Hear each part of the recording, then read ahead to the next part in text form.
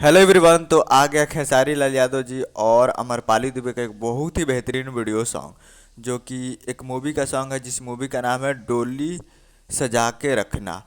जिस मूवी का ये बहुत ही बेहतरीन सॉन्ग है और फुल वीडियो सॉन्ग में रिलीज हो चुका है। और इसे गाए हैं खेसारी लाल यादव जी और इंदु सोनाली जी, जो कि आपको स्क्रीन के ऊपर दिखाई दे रहा है, जो कि फुल वीडियो सॉन्ग में रिलीज हो चुका है। जिस सॉन्ग का टाइटल रखा गया पलंग सगवान के, जो कि और इसे इसे लिखे हैं सुमित सिंह चंद्रवंशी जी और संगीत दिए हैं छोटे बाबा जी। जो कि वीडियो सॉन्ग 2 नवंबर को रिलीज होने वाला था, जो कि रिलीज हो चुका है 2 नवंबर को।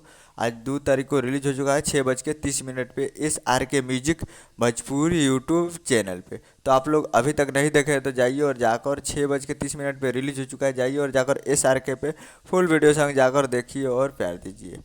उम्मीद कर रहा हूँ वीडियो अच्छा लगा होगा, तो चैनल को सब्सक्राइब करके बेल आइकन प्रेस कर दीजिए, ताकि ऐसे खेसारी लाल यादव जी के लेटेस्ट न्यूज लाते रहे। मिलते हैं अगले वीडियो में, तब तक के लिए जय हिंद, जय भोजपुरी।